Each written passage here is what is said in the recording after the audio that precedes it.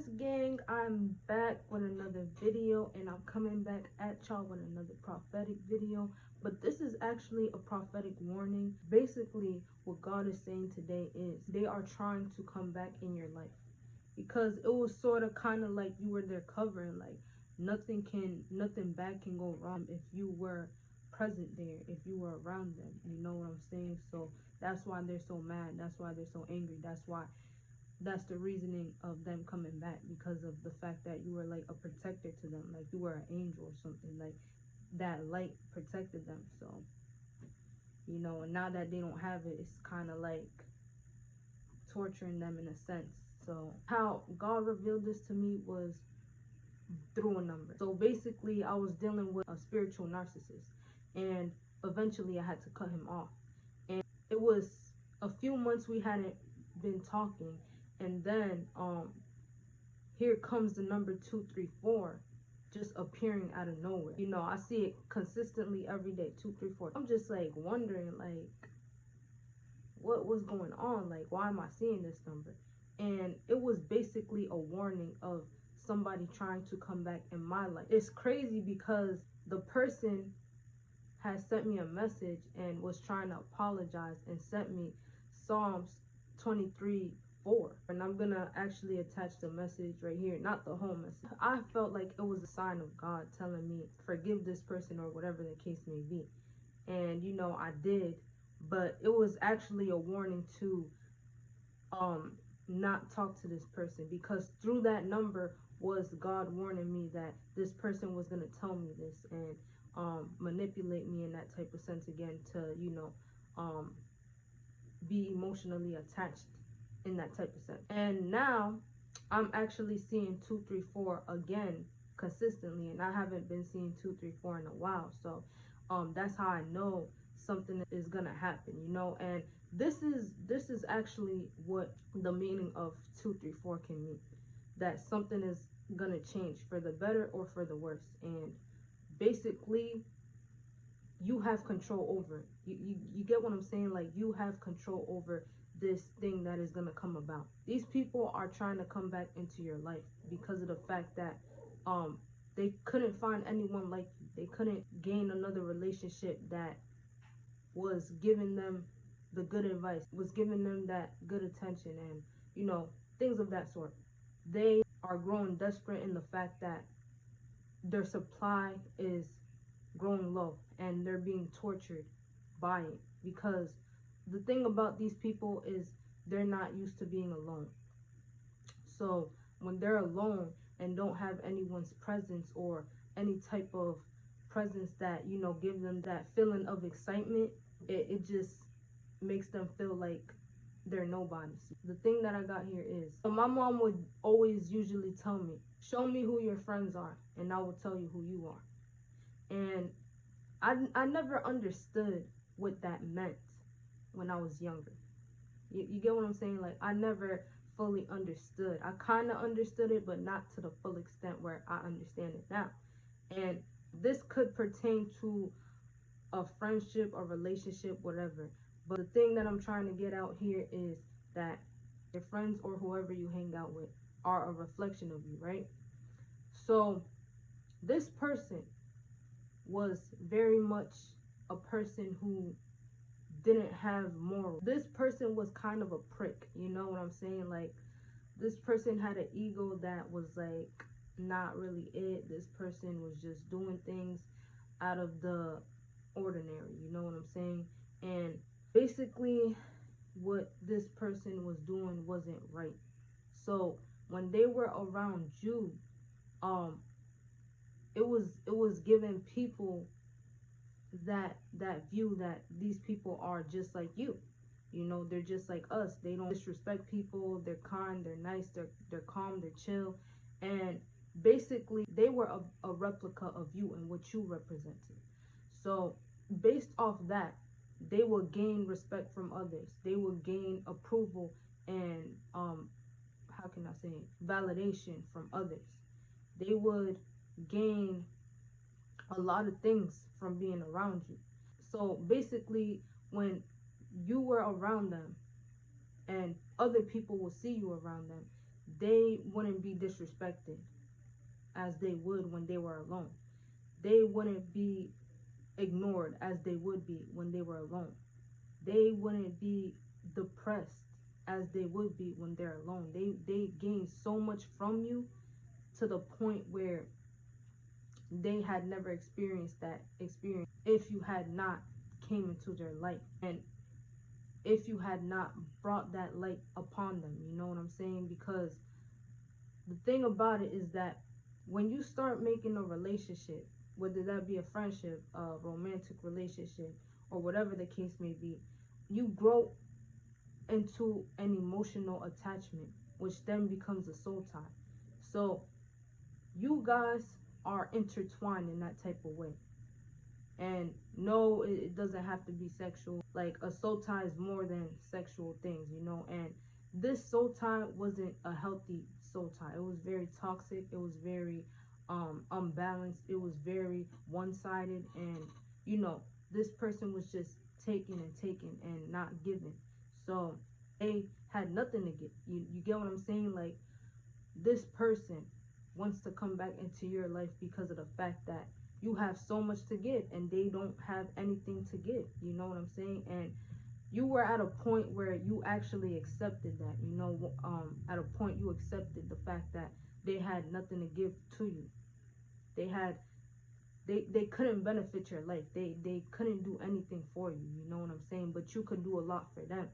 So that's basically the basis of it. You know, they want to get that supply back. They want to treat you in the manner that they have before, you know. And if you take them back in, they're gonna treat you as they did before, no matter how good the apology sounds, no matter if they say this or do that. You know, they're gonna be back at basis A, and it's gonna become a cycle again, as to where you're getting disappointed, you're getting heartbroken, you're getting sad, you're getting drained. And that is something that God doesn't want you. And this is why he is warning you to stay clear from the closing doors. You know, like, that's really the analogy he gave me. Like, you know, when you're at the train station, right? And the doors are closing, and they say stay away from the closing doors type thing. And that's what it is, because the doors are already closed. Like, you have to stay away from the doors that are already closed, because once you open it up, you're taking that baggage of what was put in the past, and you're essentially saying, you know what, I'm gonna allow this person to do this, I'm gonna allow this person to, you know, act this way and do this and all of that, because of the fact that you're just thinking about the memories and you're thinking about what could have been and all of that. But really, what you have to see is that, yes, y'all might have had a lot of memories. Yes, y'all might have did this and did that, and whatever the case may be. But you also have to not override the memories and the emotions and the feelings of the happy times for who they really are. They were hiding who they were behind you because of the fact that they knew who they were. They knew who you were. And I actually have a video saying that they knew who you were. And that's why, you know, they try to keep you stuck and still and all of this, because of the fact that they know who they are and they know who you are. And the difference, when you compare it, it's very different. And they try to stoop to your level, but they could never, because of the fact that they don't let themselves. They think that they're perfect. They think that they can hide who they really are behind a person or a thing or whatever the case may be. They think that they could hide behind their career. They think that they could hide behind their spouse or their girlfriend or boyfriend or whoever, you know, their friends. They think that they can hide that mask for so long. But eventually time will tell who they are. God is really just saying, stay clear from the closing doors. Like, literally, that's what I heard. Don't open the doors, because if you do, you're gonna deal with what you have dealt with in the past. Because you could think that somebody's changing. You could see their successfulness or whatever, that doesn't mean that they changed. You know, that you could see the amount of friends that they have or they created. It doesn't mean that they changed. You could see all these things. It doesn't mean that they have changed. And the thing about it is, somebody can have everything and they're still depressed. They're still sad. And what I'm hearing right now in the spirit is, this is another reason they want to get back cool with you, because of the fact that they lost that light, they lost that joy, they lost that happiness, they lost everything that they could gain from you, and it's just nothing now. Now they're being mentally tortured, spiritually tortured, because of the fact that they lost something so real, something so raw, something so precious, something that came from God. Like, when something comes from God, like, you don't want to just waste it like that, because essentially something that comes from God is worth more than money can buy. You know what I'm saying? Like, money cannot buy their happiness. Their career cannot buy their happiness. And that's why they're being tortured, because nothing else besides your presence could make them, like, in a way, happy. You know, I'm not saying that you're gonna make them happy and it's your responsibility, but you have God inside of you, and that just brightens the light in their darkness. You get what I'm saying? Like, just like demons need somewhere to hide in a person needs something to hide who they are, is what I'm hearing right now. Like, oh Lord Jesus, God is dropping a lot of gems right now, guys, and y'all have to catch it, because this is a real warning. This is something that is really real and that is really happening. And like I said, they're being tortured because they're not fulfilled with their careers. They're not fulfilled with the money that they're making. They're not fulfilled with the cars that they're buying, with the materialistic things that they're buying, because you can't buy happiness. You can't buy joy. You can't buy peace. You know, the devil comes to kill, steal, and destroy, and God comes to bring peace. So it's the total opposite. You know, the devil gives you things so you can follow and do what he says. You know, he gives you materialistic things like money, all of that. Like, you see celebrities, you know what I'm saying? Celebrities aren't even happy. They're always looking for an escape, and that's why they're always using drugs. They're always becoming addicts. They're always doing things that, you know, leads to them being depressed, being sad, and being anxious and worried, and all of the things that the devil has brought to them. Because when you get something, when you lose the things of God, you start going insane. You start going crazy, because there is no peace if you don't have the things of God. There is no joy if you don't have the things of God. They're being tortured right now spiritually, because they thought that if they chose all of this, they would be happy. And if they would just leave you, it would be better. You know, all the better.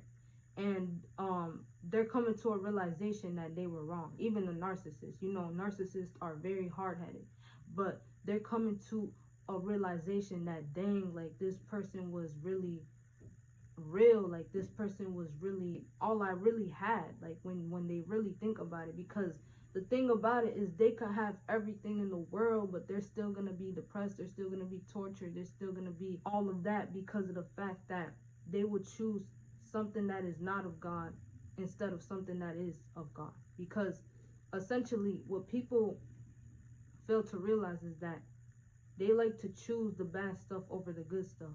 You know, when somebody's in a relationship, right, they like to go out and cheat.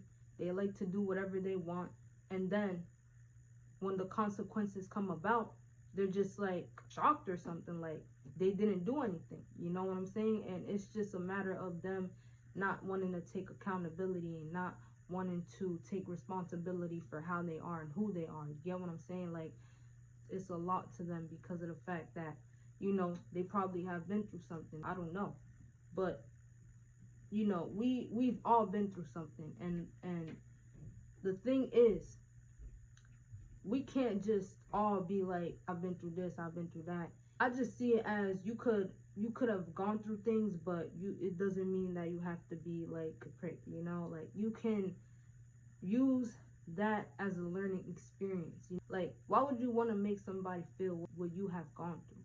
You get what I'm saying? Like, it's very messed up, and it's just very inconsiderate. And that's why these people will never have anything that is genuine, because of the fact that they're not genuine themselves. They're not loyal. They're two-faced. They're manipulators. They always find something to be evil about. You know what I'm saying?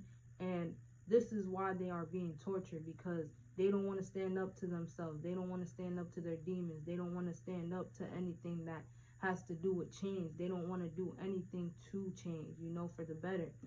And that's their business at the end of the day, because at the end of the day, us chosen ones, we're winning. You know what I'm saying? Even when we are going through it, we still are motivated. We still are not motivated, but more so driven to be in the will of God. Call out to him and reach out to him, knowing that we're actually struggling and we can't deal with it alone, and that we need him, because we're not perfect either.